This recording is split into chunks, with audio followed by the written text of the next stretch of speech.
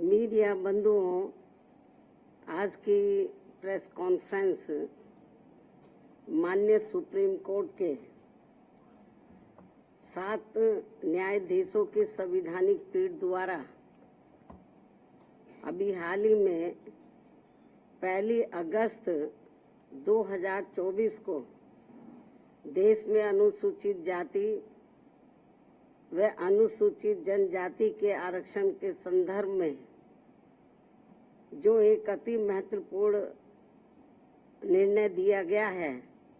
तो उसके संबंध में अपनी पार्टी की प्रतिक्रिया जाहिर करने के लिए बुलाई गई है, जिसमें अनुसूचित जाति व जनजाति के लोगों को पुनः उप वर्गीकृत सब क्लासिफिकेशन अर्थात सब क्लासिफिकेशन किए जाने को मान्यता प्रदान की गई है, जिसको लेकर और भी बहुत सी बातें कही गई हैं। उनसे हमारी पार्टी कतई भी सहमत नहीं है और इस संबंध में माननीय सुप्रीम कोर्ट द्वारा दविंदर सिंह बनाम पंजाब राज्य मामले में पारित इस आदेश के अनुसार अब राज्य सरकारें अनुसूचित जाति व जनजाति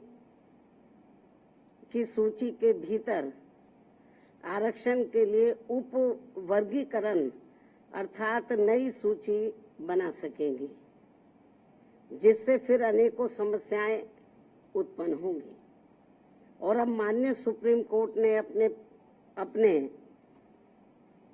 1 अगस्त 2024 के इस निर्णय से 20 वर्ष पूर्व दिया गया निर्णय, जो सन 2004 में 5 न्यायाधीशों की संवैधानिक पीठ द्वारा ईवी चिन्नैया बनाम आंध्र प्रदेश राज्य में दिया गया था, तो उसको पलट दिया है, जिसमें अनुसूचित जातियों व अनुसूचित जनजातियों के भीतर किए जाने वाले वर्गीकरण को मान्यता देने से इनकार कर दिया गया था। और ये भी कहा गया था कि अनुसूचित जातियों व अनुसूचित जनजातियों के भीतर उप वर्गीकरण नहीं किया जा सकता है, क्योंकि वे एक ही समरूप अर्थात समान वर्ग में आते हैं। माननीय सुप्रीम कोर्ट ने वर्ष 2004 के अपने निर्णय में ये भी कहा था, चूंकि अनुसूचित जाति और अनुसूचित जनजातियों के लोगों ने जो अत्याचार सहे हैं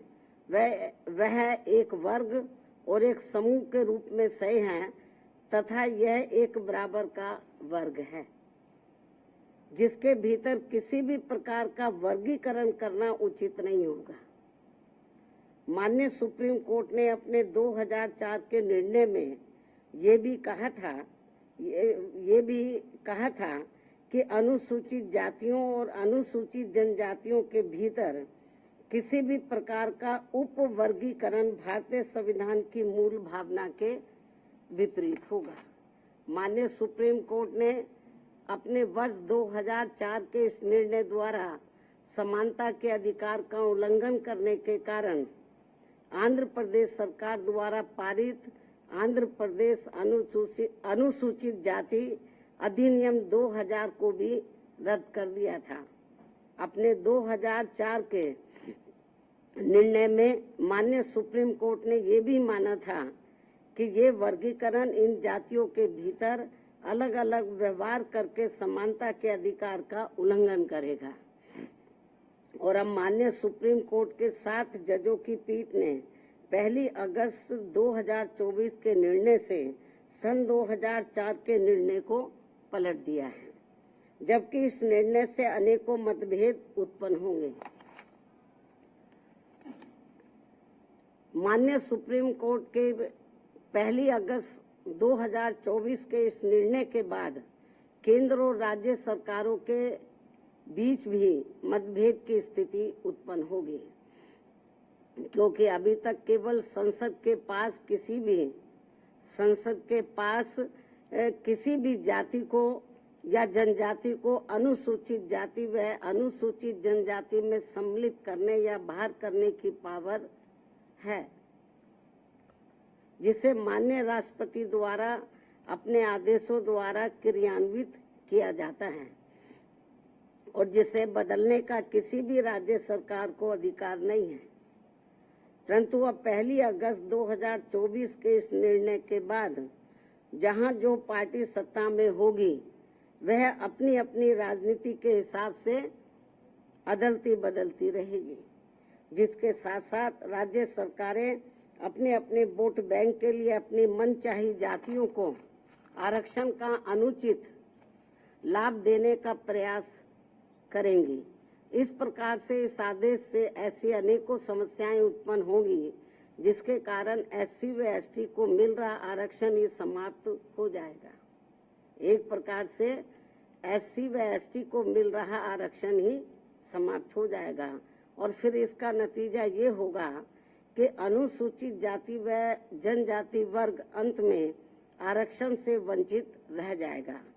और उनके हिस्से का आरक्षण भी अंत में किसी न किसी रूप में सामान्य वर्ग को ही दे दिया जाएगा। माननीय सुप्रीम कोर्ट द्वारा अपने 1 अगस्त 2024 के इस निर्णय में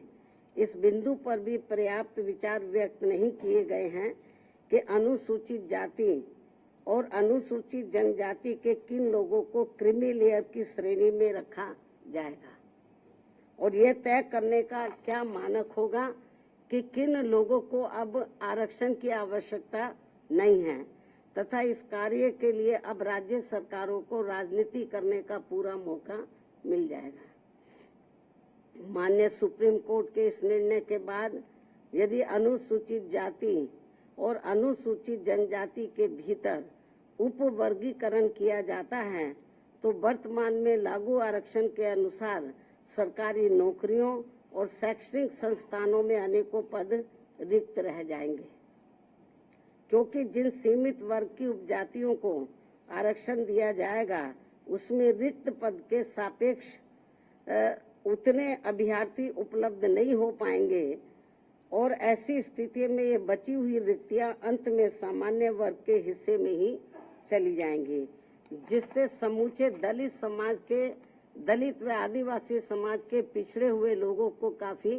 नुकसान होगा और उनमें असंतोष की भावना उत्पन्न होगी। इसके साथ साथ माननीय सुप्रीम कोर्ट के निर्णय दिनांक 1 अगस्त 2024 के अनुसार अब राज्य सरकारों को ये अधिकार होगा कि वह संविधान के अनुच्छेद 341 व 342 के अंतर्गत माननीय महामहिम राष्ट्रपति के द्वारा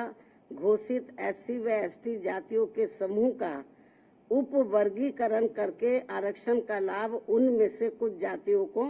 दे सकती है और ऐसा करते समय एससी व एसटी के समूह में बची हुई जातियों को उससे वंचित रख सकती है, क्योंकि राज्य सरकार की निगाह में उन जातियों को अब आरक्षण की आवश्यकता नहीं है, क्योंकि उन जातियों में से कुछ लोग सामाजिक तौर पर एससी व एसटी की अन्य जातियों से बेहतर स्तर पर हैं। माननीय सुप्रीम कोर्ट के समक्ष इस उपवर्गीकरण के पक्ष में जोरदारी से दलील रखते समय बीजेपी द्वारा केंद्र शासित सरकार के attorney general, solicitor general, Punjab में आम आदमी पार्टी की सरकार के महाअधिवक्ता, हरियाणा एवं चंडीगढ़ की ओर से अधिवक्ताओं द्वारा ये महत्वपूर्ण तथ्य नहीं रखा गया कि वर्गीकरण के तहत जिन जातियों को लाभ से वंचित कर दिया जाएगा उन जातियों में अभी भी लाखों व्यक्ति ऐसे होंगे जिनको आरक्षण का लाभ नहीं मिल पाया है और अब उन्हें अनुच्छेद 341 एवं 342 के तहत एससी व एसटी वर्ग के समूह में होते हुए भी हमेशा के लिए आरक्षण से वंचित रहना पड़ेगा, जो कि किसी भी प्रकार से न्याय संगत व उचित नहीं होगा तथा पूर्ण रूप से असंवैधानिक भी होगा तथा ये सभी उप वर्गीकरण वाली जातियां आपस में ही कोर्ट कचहरी अदालतों में वर्षों तक लड़ते रहेंगे और अंत में ये सभी लोग फिर अंत में ये सभी लोग फिर आरक्षण से वंचित रह जाएंगे। साथ ही माननीय सुप्रीम कोर्ट के समक्ष दविंदर सिंह बनाम पंजाब राज्य मामले में सुनवाई के दौरान केंद्र के वकीलों और राज्य सरकार की तरफ से भी सत्ताधारी दल के वकीलों ने ही अपना पक्ष रखा है, परंतु माननीय सुप्रीम कोर्ट के 1 अगस्त 2024 के आए निर्णय के बाद अब तक इन सरकारों ने अपना पक्ष स्पष्ट नहीं किया है, जिससे अनुसूचित जाति और अनुसूचित जनजाति के लोगों में माननीय सुप्रीम कोर्ट के निर्णय को लेकर काफी भ्रांति की स्थिति बनी हुई है। माननीय सुप्रीम कोर्ट के समक्ष सुनवाई के दौरान समाजवादी पार्टी के वरिष्ठ राज्यसभा सांसद, जो कि वरिष्ठ अधिवक्ता भी हैं, तथा इनके साथ साथ बीजेपी ने केंद्र में अपनी सरकार की ओर से माननीय अटॉर्नी जनरल व सॉलिसिटर जनरल तथा कुछ राज्य सरकारों के वकीलों द्वारा, उसमें भी खासकर आम आदमी पार्टी की पंजाब सरकार की ओर से पंजाब के एडवोकेट जनरल, हरियाणा एवं चंडीगढ़ में बीजेपी की ओर से उनके वकीलों द्वारा उप वर्गीकरण के पक्ष में तथ्यों को तोड़ मरोड़ कर प्रस्तुत करते हुए बाबा साहब डॉक्टर भीमराव अम्बेडकर द्वारा संविधान सभा में लंबे विचार विमर्श के बाद बनाए गए आरक्षण के सिद्धांतों के साथ छेड़छाड़ करने का कार्य किया गया है, जो कि आरक्षण को पूरी तरह समाप्त करने की मानसिकता के साथ उठाया गया ये गंभीर कदम है। साथ ही माननीय सुप्रीम कोर्ट के 1 अगस्त 2024 के दिए गए निर्णय के बाद अनुसूचित जाति और जनजाति के लोगों के भीतर आपसी द्वेष की भावना बढ़ेगी और समाज में विभाजन की भावना को और अधिक बढ़ावा मिलेगा, जो कि राष्ट्र की एकता और अखंडता पर करारा प्रहार करने जैसा होगा। जबकि अनुसूचित जाति व जनजाति कोई साधारण जाति नहीं है, ये केवल भारतीय संविधान के अनुच्छेद 341 व 342 की अधिसूचना के जरिए अस्तित्व में आई है और यह अनुसूचित जातियों व जनजातियों का एक मिश्रण है और एक बार अधिसूचित होने के बाद फिर यह एक समरूप समूह बन जाता है। साथ ही राज्यों के द्वारा ये उप वर्गीकरण अनुच्छेद 341 एवं 342 के तहत राष्ट्रपति जी की अधिसूचना का उल्लंघन होने के साथ साथ ये पूर्ण रूप से असंवैधानिक भी होगा, क्योंकि कोई भी राज्य सरकार राष्ट्रपति की पावर को खत्म नहीं कर सकता है, क्योंकि ये संविधान के अनुच्छेद 341 भाग 2 एवं 342 का उल्लंघन होगा और इससे हमेशा ये खतरा बना रहेगा कि अनुसूचित जाति व जनजाति को दिया जाने वाला आरक्षण कब खत्म हो जाएगा, जबकि अनुसूचित जाति व जनजाति समुदाय के लोगों का वर्गीकरण का एकमात्र मूलभूत आधार सामाजिक गैर बराबरी अर्थात छुआछूत व जात पात रहा है। ऐतिहासिक तौर पर सामाजिक गैर बराबरी की वजह से ही आरक्षण दिया गया है, तो ऐसे में जाति के आधार पर प्रताड़ना झेलने वाले समुदाय के बीच आरक्षण का बंटवारा करना ये पूर्ण रूप से अनुचित, असंवैधानिक व गलत है, क्योंकि दलितों व आदिवासियों के लिए आरक्षण का उद्देश्य जात पात व छुआछूत की बुराइयों को दूर करना था।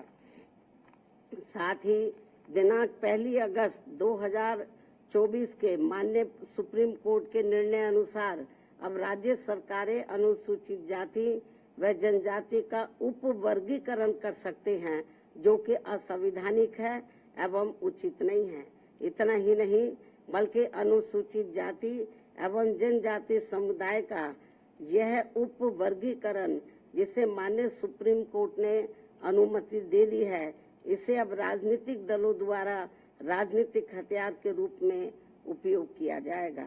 जहां एक तरफ राजनीतिक दल अपने राजनीतिक उद्देश्यों को पूरा करने के लिए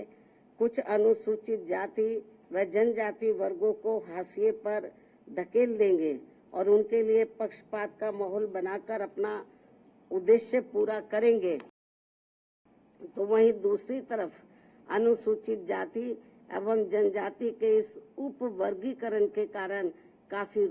पद रिक्त रह जाएंगे और आगे चलकर फिर उन पदों के अनारक्षित श्रेणी में तब्दीली हो जाने की प्रबल संभावनाएं होंगी। अतः जिस मुख्य उद्देश्य के लिए परम पूज्य बाबा साहब डॉक्टर भीमराव अंबेडकर ने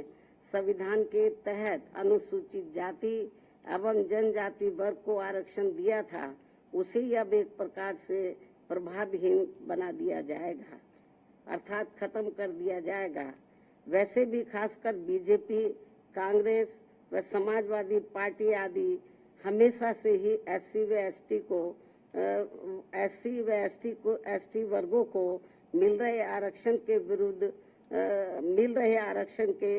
रहे हैं और इसलिए इनके वकीलों ने उप वर्गीकरण की काफी जोरदारी से कोर्ट के सामने अपनी दलीलें भी रखी हैं और इसे खत्म करने की सिफारिश में ये पार्टियां हमेशा प्रयासरत रहती हैं। समाजवादी पार्टी ने तो संसद के भीतर ही पदोन्नति में आरक्षण संबंधी बिल को ही बीजेपी और कांग्रेस की मिली भगत से फाड़ दिया था, जिसे आज तक केंद्र सरकार संसद में दोबारा नहीं ला सकी है, जिसकी वजह से माननीय सुप्रीम कोर्ट के नागराज के निर्णय के तहत आज तक एससी व एसटी कर्मचारियों को पदोन्नति में आरक्षण संबंधी लाभ से वंचित रहना पड़ रहा है तथा अब इसी प्रकार से इस नए निर्णय दिनांक 1 अगस्त 2024 के तहत अंत में हमेशा के लिए ही इन वर्गों को आरक्षण से वंचित कर दिया जाएगा और इससे फिर बीजेपी, कांग्रेस व समाजवादी पार्टी आदि को आरक्षण खत्म करने के लिए इन्हें संविधान बदलने की भी जरूरत नहीं पड़ेगी। और यही कारण है कि इन पार्टियों ने केंद्र सरकार व राज्य सरकारों की तरफ से उचित पैरवी भी नहीं की है और काफी कुछ उप वर्गीकरण के पक्ष में दलीलें रखी हैं, जिससे कि मौजूदा चल रहे आरक्षण के विरुद्ध निर्णय आए। और यदि बीजेपी के एनडीए व इंडिया अलायंस की सभी पार्टियों की नीयत ठीक होती और वो एससी व एसटी को मिल रहे आरक्षण में छेड़छाड़ आदि करके उसे खत्म नहीं करना चाहते, तो फिर मेरी इन सभी पार्टियों से ये अपील है कि ये सभी पार्टियां इस विषय पर, इस मुद्दे पर देश के समूचे एससी व एसटी समाज के समक्ष अपना पक्ष स्पष्ट करें और इसी चल रहे संसद सत्र में संविधान में उचित संशोधन लाकर ये स्पष्ट करें कि अनुच्छेद 341 व 342 के तहत माननीय राष्ट्रपति द्वारा घोषित एससी व एसटी जातियों के संबंध में भविष्य में किसी भी प्रकार की छेड़छाड़ व उप वर्गीकरण करने का अधिकार किसी को भी नहीं होगा तथा इन सभी जातियों को आरक्षण प्राप्त होने के लिए एक समूह के रूप में ही देखा जाएगा। ये इनको संशोधन संविधान में उचित संशोधन विधेयक इनको लाना चाहिए और ये सब लाकर इनको संविधान की 9वीं अनुसूची में इसको शामिल करना चाहिए ताकि फिर भविष्य में कभी भी जो एससी एसटी का आरक्षण है उसके साथ किसी भी प्रकार का कोई छेड़छाड़ आदि ना हो सके। हालांकि ये जो अब नौबत आई है, ये नौबत नहीं आती यदि इसको बहुत पहले ही संसद द्वारा संविधान की 9वीं सूची में डाल दिया जाता। हमारी पार्टी ने लोकसभा के अंदर भी और राज्यसभा में भी इस मामले को अनेकों बार उठाया है, लेकिन इसको टाल दिया गया क्योंकि जब बीजेपी पावर में रहती है वो भी इसको टाल मटोल करती है। इस मामले को कांग्रेस पावर में रहती है तो वो भी इस मामले को टाल मोल कर देती है। इससे स्पष्ट है कि चाहे कांग्रेस हो, बीजेपी हो या अन्य पार्टियां हो, उनकी वीकर सेक्शन के मामले में, खासकर दलितों व आदिवासियों के मामले में अभी इनकी जातिवादी सोच बदली नहीं है। मुझे नहीं लगता है कि ऐसा कुछ ये पार्टियां कर पाएंगी। इसके साथ साथ मेरी इस देश के सभी अनुसूचित जाति व अनुसूचित जनजाति वर्गों के लोगों से ये खास अपील भी है कि इस समय इस निर्णय से उत्पन्न स्थिति को अपने व अपने बच्चों के भविष्य तथा अपने संवैधानिक अधिकारों को नुकसान होने से बचाने के उद्देश्य से तथा बाबा साहब डॉक्टर भीमराव अम्बेडकर के द्वारा अपने अथक प्रयासों से इन वर्गों को जो संवैधानिक अधिकार दिलाए गए हैं, तो उन्हें खत्म होने से बचाने के लिए इस स्थिति को अपने लिए एक आपातकालीन की स्थिति समझते हुए इन्हें एकजुट होना पड़ेगा तथा मात्र अपने अपने राजनीतिक स्वार्थ व दबाव से प्रेरित न होकर यहाँ सभी राजनीतिक पार्टियों के ऊपर दबाव डालकर उचित संवैधानिक संशोधन लाने के लिए मजबूर करना पड़ेगा। इस खास अपील के साथ ही अब मैं माननीय सुप्रीम कोर्ट से भी ये पुरजोर अपील करती हूँ कि वह देश में SC व ST वर्गों के हितों में अपने 1 अगस्त सन 2024 के दिए गए फैसले पर खुद ही पुनर्विचार करके इसमें मेरी इन सब बातों को खास ध्यान में रखते हुए जरूरी बदलाव लाए, तब्दीली लाए, वरना इन वर्गों में से आरक्षण के पात्र लोगों को बड़ा भारी नुकसान हो जाएगा। इस खास अपील के साथ ही अब मैं अपनी बात यही समाप्त करती हूँ। धन्यवाद। जय भीम व जय भारत।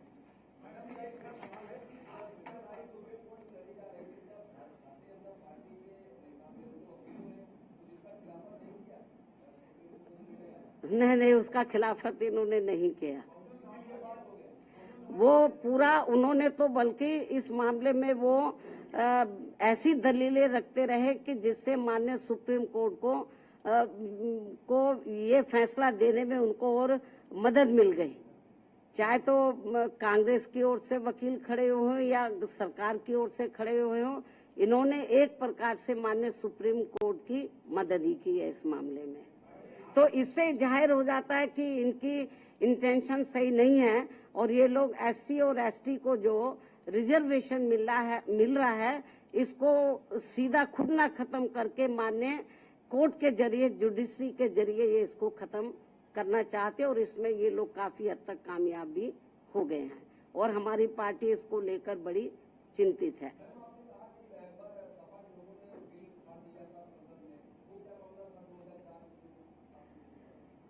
जो SC ST का पदोन्नति में जो आरक्षण का मामला था तो वो लगभग खत्म सा हो गया था। उसको प्रभावी बनाने के लिए हमारी पार्टी ने उस समय सेंटर में कांग्रेस की सरकार थी, उनके ऊपर दबाव बनाया कि आप इसमें संशोधन विधेयक लाइए और पदोन्नति में आरक्षण को पुनः प्रभावशाली बनाया जाए। जब ये बिल लाया गया तो कांग्रेस नहीं चाहती थी कि SC ST वर्गों के कर्मचारियों को पदोन्नति में आरक्षण का लाभ मिले। तो कांग्रेस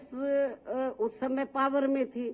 तो कांग्रेस और बीजेपी खुद ना आगे आकर उन्होंने समाजवादी पार्टी के जो सांसद हैं उनको आगे किया और उनकी मिली भगत से उन्होंने इस बिल को फाड़ा और इस बिल को पास नहीं होने दिया और अभी तक ये बिल पास नहीं हुआ है।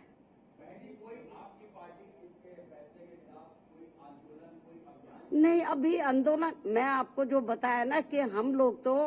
बीजेपी कांग्रेस को ही कोस सकते हैं क्योंकि इनके वकीलों को सही पैरवी करनी चाहिए थी, सरकार को सही पैरवी करनी चाहिए थी। हमने माननीय सुप्रीम कोर्ट से मीडिया के माध्यम से हमने उनसे अपील की है आज कि वो अपने इस फैसले पर पुनर्विचार करें, इस फैसले को बदले, वरना इस देश में जो करोड़ों दलित और आदिवासी समाज के लोग हैं तो जिनको अपने पैरों पर खड़े करने के लिए परम पूज्य बाबा साहब डॉक्टर अम्बेडकर ने जो इनको आरक्षण की सुविधा दी थी, यदि ये खत्म हो गई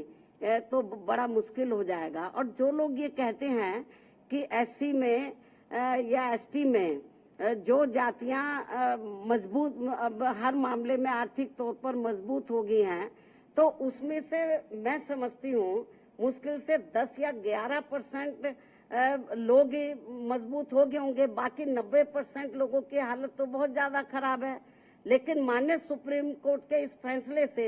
जो लगभग 90% लोग जिनको अभी आरक्षण की जरूरत है, तो वो तो और ज्यादा पिछड़ जाएंगे। उनको ये आरक्षण अब मिलेगा नहीं इस निर्णय के अनुसार, यदि उन जातियों को निकाल दिया जाएगा। बहुत बुरा हुआ है ये। और केंद्र, और जबकि बीजेपी को चाहिए, वो अपने आप को कहते हैं कि हम SC/ST समाज के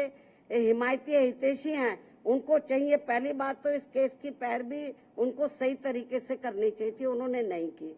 कांग्रेस ने बेबी ढुलमुल रवैया अपनाया। ऐसी स्थिति में मेरा बीजेपी की केंद्र में बीजेपी की सरकार को, उनकी एनडीए की सरकार को ये कहना है कि यदि आपकी नीयत साफ है तो आप इसमें ये जो भी जजमेंट आया है तो आप पार्लियामेंट के अंदर, आप इसमें ये पार्लियामेंट के अंदर आप लोग जो संविधान में आप संशोधन करें और इसको संविधान की 9वीं सूची में लाए, और जो सुप्रीम कोर्ट ने जजमेंट दिया इसको पलटे, मतलब क्योंकि पार्लियामेंट को भी पावर होती है, उसको पलटे। और नहीं पलटते हैं तो समझ लो ये कांग्रेस हो, बीजेपी हो और भी दूसरी पार्टियों हो, इनकी SC/ST के और OBC के रिजर्वेशन के मामले में इनकी नीयत साफ नहीं है।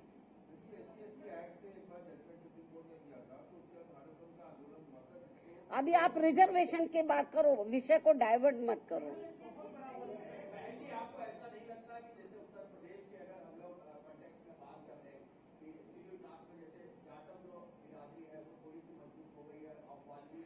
मेरी बात सुनो, जो जाटव या जाटव से मिलती जुलती जो और जातियां हैं, यदि उनमें से कुछ लोग आर्थिक तौर पर मजबूत हो भी गए हैं, पूरा समाज तो नहीं हुआ है। हम ये नहीं कहते कि जो मजबूत हो गए हैं आप क्रीमी लेयर के जरिए आप उनको मत दो वो फायदा, मतलब हम कोई उसके पक्षधर नहीं है, लेकिन 90% लोगों की तो हालत बहुत ज्यादा खराब है, उनको तो रिजर्वेशन मिलना चाहिए। और जो 9-10% जो जाटव या इससे मिलती जुलती जातियों की स्थिति, आर्थिक स्थिति सुधर भी गई है, लेकिन समाज में तो आज भी जातिवादी लोग उनको पुराने नजरिए से देखते हैं, जात पात तरीके से देखते हैं, इसलिए अभी इन सबको रिजर्वेशन की बहुत ज्यादा सख्त जरूरत है।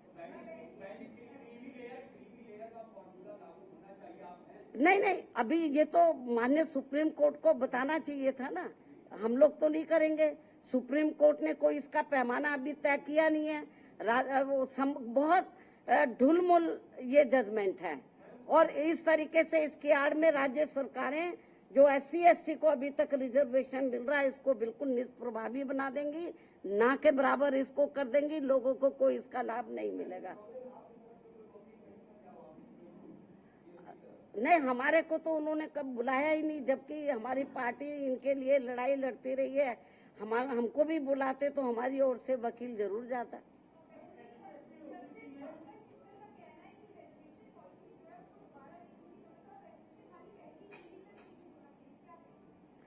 भाई मैं आपको बताया कि ठीक है, आप आर्थिक नहीं, जो SC/ST के लोग हैं इनको जो रिजर्वेशन मिला है, जो शैक्षणिक, सामाजिक और आर्थिक गैर बराबर हैं, इस आधार पर मिला। तो सामाजिक जो दृष्टिकोण है इन वर्गों के मामले में वो अभी लोगों का बदला नहीं है, इसलिए इनको अभी रिजर्वेशन मिलना बहुत जरूरी है।